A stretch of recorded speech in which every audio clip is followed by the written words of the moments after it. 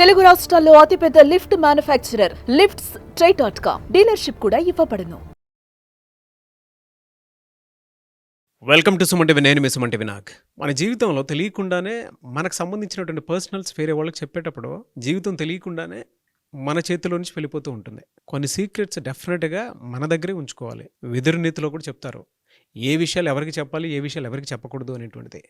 మనకి సఫరింగ్ అనిపించేటువంటి విషయాలు ఏవైతే ఉంటాయో కొన్ని మన దగ్గర దాచుకుంటేనే బాగుంటుంది. అలాంటివే కొన్ని ఉంటాయి, అవి ఎవరితో షేర్ చేసుకోవాలి, ఎవరితో షేర్ చేసుకోకూడదు, ఎవరిని నమ్మి కొన్ని షేర్ చేసుకోవచ్చు, కొన్ని షేర్ చేసుకోకూడదు అనేది ఈరోజు మనతో పాటు ఎమోషనల్ హెల్త్ కోచ్ షఫీ గారు ఉన్నారు. అది వారి మాటలో తెలుసుకుందాం. Hello sir. హలో నాగరాజు గారు.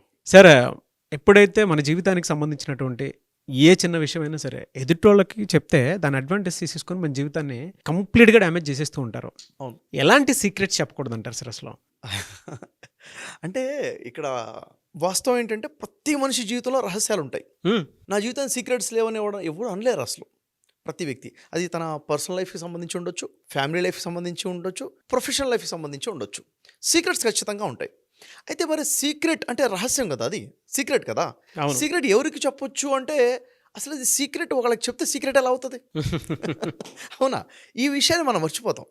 అయితే మనిషికున్న అతి పెద్ద ప్రాబ్లం ఏంటంటే ఎవరికీ చెప్పకుండా ఉండలేడు, చెప్పుకుంటాడు. అది ఎంత పెద్ద రహస్యం అంటే ఆ రహస్యం ఎవరికైనా తెలిస్తే జీవితం కుప్ప కూలిపోతుంది అన్న విషయం తెలిసి కూడా చెప్పేస్తాడు. ఎందుకు చెప్తాడు అంటే అదంతే, చెప్పకుండా ఉండలేడు. వాస్తవానికి కరెక్ట్ ఒక మెచ్యూరిటీ ఏంటి అంటే రహస్యం అంటే ఒక్కరికి తెలిసి ఉండాలి, అది నీకు మాత్రమే తెలిసి ఉండాలి, ఇంకెవ్వరికి తెలిసి ఉండదు. దాన్నే రహస్యము అంటాము, అవును కదా. కానీ ఏమైపోతుందంటే మనకు చెప్పకుండా ఉండలేము, అది కడుపు ఉబ్బిపోతుంది అనమాట. ఎవరికి చెప్పాలి, అది చెప్పకుండా ఉండలేము. అయితే ఇలాంటి తరుణంలో అసలు ఎవరికి చెప్పాలి, ఎవరికి చెప్పకూడదు అనేది చాలా పెద్ద విషయం. అంటే మనం ఎవరినైతే నమ్ముతామో, ఎవరి మీద మనకు నమ్మకం ఉంటుందో వారికి మాత్రమే చెప్పాలి. ఇది వాస్తవం. ఎందుకంటే హ్యూమన్ రిలేషన్స్, ఏ రిలేషన్ అయినా కానీ డిపెండ్ అయ్యేది నమ్మకం మీదనే. నమ్మకాలు ఉంటేనే బంధాలు నిలబడతాయి, నమ్మకాలు లేని దగ్గర బంధాలు నిలబడవు, అవును కదా. అయితే నమ్మకం, ఎవరిని నమ్మాలి, ఎవరిని నమ్మకూడదు అంటే ముఖ్యంగా సీక్రెట్స్ విషయం నాగరాజు గారు ఒక 6 గురించి చెప్తానండి. వీరికి అసలు చెప్పొద్దు, ఇలాంటి వాళ్ళకి అసలు మనం సీక్రెట్ చెప్పకూడదు. చెబితే మనం నాశనం అయిపోతాం, డ్యామేజ్ అయిపోతాం అనమాట. ఏంటది? మొదటిది, ఎవరికి చెప్పకూడదు? అసూయపడే వ్యక్తులు ఉంటారు. వీళ్ళెవరు అంటే వారు మంచిగా ఉండాలనుకుంటారు, ఎదుటి వ్యక్తి తనకన్నా తక్కువ స్థాయిలో ఉండాలనుకుంటారు. అసూయ.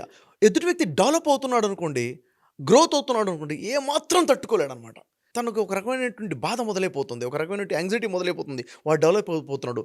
ఎదుటి వ్యక్తి ఎదుగుదలను ఏమాత్రం తట్టుకోలేనటువంటి వ్యక్తి అసూయ, జలస్ ఉంటుంది.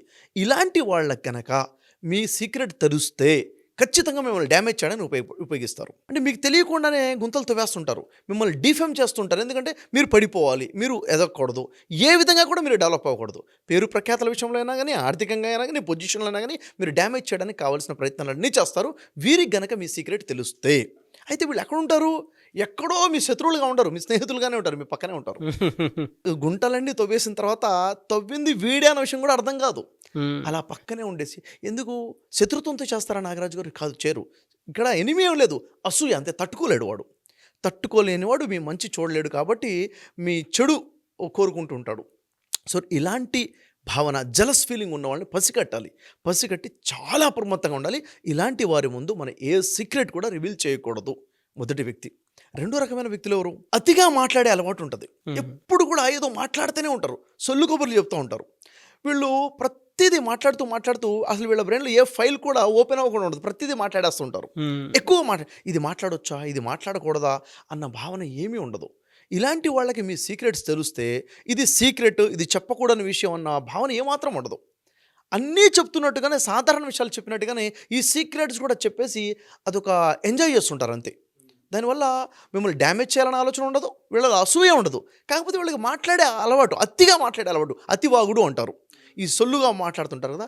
ఇలాంటి వాళ్ళు, ఇలాంటి తత్వం ఉన్న వాళ్ళు ఉంటే జాగ్రత్తగా ఉండాలి. ఇలాంటి వాళ్ళకి మన సీక్రెట్ చెప్పొద్దు, ఎందుకంటే మన డ్యామేజ్ చేస్తారు వాళ్ళు. అంటే వాళ్ళ క్యాజువల్ యాక్ట్ వల్లనే మన జీవితం నాశనం అయిపోతుంది. ఇలాంటి వాళ్ళని చాలా దూరంగా ఉంచాలి. సీక్రెట్స్ విషయం అసలు షేర్ చేయకూడదు. మరొక రకమైన వ్యక్తులు ఏంటంటే నాగరాజు గారు, మూడో వ్యక్తి. వీళ్ళు ఎలా ఉంటారంటే చాలా మంచివారుగా నటిస్తూ ఉంటారు, చాలా మాధుర్యంగా మాట్లాడతారు, చాలా సాఫ్ట్గా మాట్లాడతారు, మనిషికి దగ్గరయ్యే ప్రయత్నం చేస్తారు, ప్రతి చిన్న విషయాన్ని కూడా ప్రశంసిస్తూ ఉంటారు. అప్రిషియేట్ చేస్తుంటారు. ఏది పెద్ద విషయం కాదు, చిన్న చిన్న చిన్న విషయాలు కూడా అప్రిషియేట్ చేసి మీ దగ్గర పాయింట్స్ కొట్టేస్తారు. ఏదో ఎంపతి ఉన్నట్లు, ఎంపతి ఉన్నట్టుగా మీ మీద రెస్పాన్సిబిలిటీ ఉన్నట్లు, రెస్పాన్సిబిలిటీ అసలు మీ గురించి ఏదో వాళ్ళు తప్పన పడిపోతున్నట్లు ఉంటారు. ఇదైతే 100% చెప్పచ్చు. అంటే మనం ఏ ఫీలింగ్లో వచ్చేస్తామంటే నా వెల్ విషర్ ఇతను, నా మంచి కోరుకునేవాడు, కాబట్టి ఇతను నా వాడు అన్న ఫీలింగ్లోకి వచ్చేసి మనం ఏం చేస్తామంటే మన సీక్రెట్స్ చెప్పేస్తుంటాం, చెప్పకూడని విషయాలు చెప్పేస్తాము. ఆ వ్యక్తి ఏ విధంగా అయితే మీ దగ్గర ఉంటాడో అలాగే వేరే వ్యక్తి దగ్గర కూడా ఉంటాడు. వేరే వ్యక్తికి దగ్గర అవ్వడానికి కావాలంటే మీ సీక్రెట్స్ చెప్పేస్తాడు. ఓవరాల్ డ్యామేజ్ చేసేది వీడే. ఓవరాల్గా డ్యామేజ్ అయిపోతాము. ఇక్కడ పెద్ద శత్రుత్వ భావం ఉండదు, మీకు ఎనిమీ ఏం కాదు, కానీ జీవితాన్ని డ్యామేజ్ చేస్తాడు. Yes, exactly. మనం అప్పుడు గమనించాలి అసలు ఎవరు మనకి అనవసరంగా చిన్న చిన్న విషయాలను కూడా పొగిడి మనకి దగ్గర అయ్యే ప్రయత్నం చేస్తున్నాడు, బిస్కెట్లు ఊరేస్తున్నాడో చూసుకోవాలి ముందు. ఇలాంటి వాళ్ళని చాలా జాగ్రత్తగా ఉండి, ఎందుకంటే మనది జీవితం ఒక్కసారి డ్యామేజ్ అయిపోతే మళ్ళీ కన్స్ట్రక్ట్ చేయడం చాలా కష్టం. కొన్ని రిలేషన్స్ దెబ్బతింటే మళ్ళీ నిలబెట్టుకోలేము. అలాంటి సీక్రెట్స్ మన లైఫ్లో ఉంటాయి, బిజినెస్ సంబంధించి, పర్సనల్ లైఫ్కి సంబంధించి. కాబట్టి ఇలాంటి వ్యక్తులు కూడా చాలా అప్రమత్తంగా ఉండాలి. 4 రకమైన వ్యక్తులు ఉంటే నాగరాజు గారు, మాట ఇస్తే మాట మీద నిలబడరు అసలు వీళ్ళు. వాగ్దానాన్ని ఉల్లంఘించే తత్వం ఉంటుంది కొంతమందికి. అంటే వీళ్ళు ఏమంటారంటే నేను నీకు ఇచ్చేస్తాను, అది ఇచ్చేస్తానంటారు, సమయానికి అసలు వీడు కనపడరు, మాట మీద నిలబడే తత్వమే ఉండదు.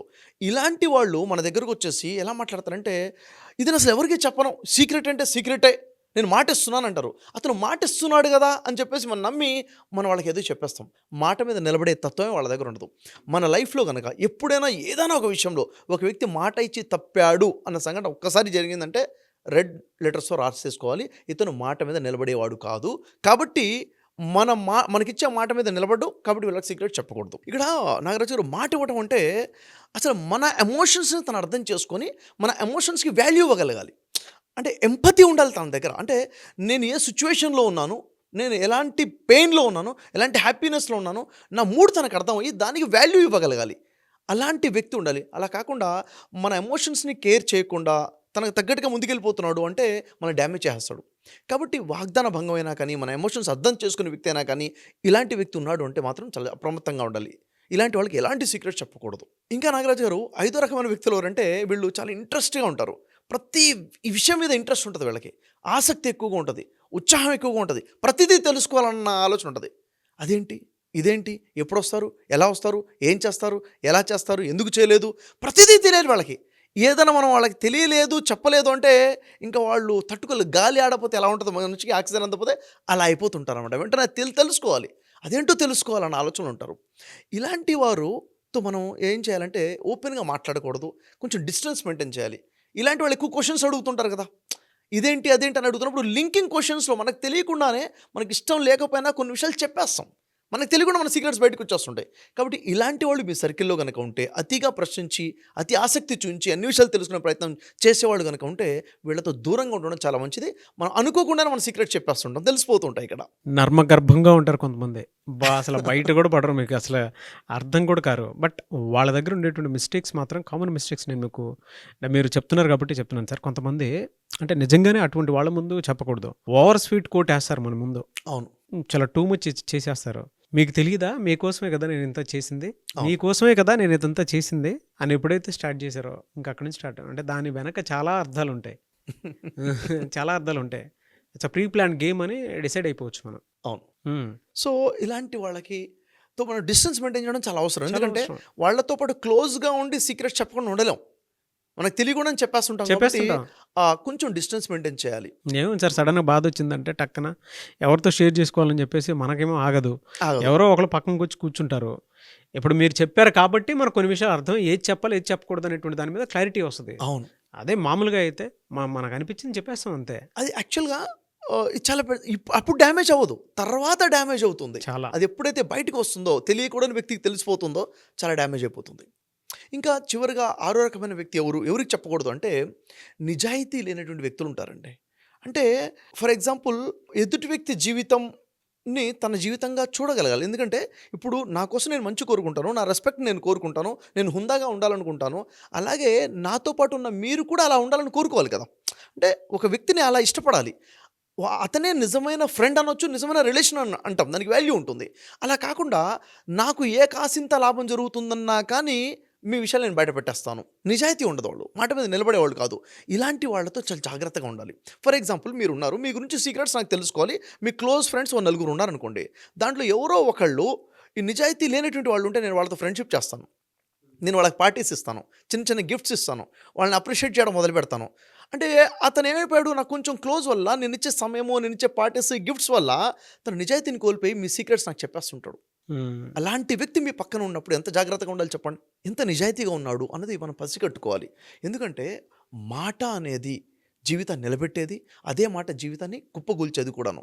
కాబట్టి ఒక మాట యొక్క విలువ లేనటువంటి వాళ్ళతో మన సీక్రెట్స్ని పంచుకోకూడదు. ఎందుకంటే చాలామంది జీవితాలు చూస్తున్నాం, తప్పు చేయడం తప్పు కాదు, తప్పుని షేర్ చేసుకోవడం పెద్ద తప్పు అయిపోతుంది Yes. చాలా సందర్భాల్లో. ఉదాహరణ నేనున్నాను, లైఫ్లో ఏదో మిస్టేక్ చేస్తుంటాను, ఆ మిస్టేక్ నేను రియలైజ్ అయిపోయి సవరించుకొని ఆ విషయంలో కరెక్షన్ కూడా అయిపోయాను.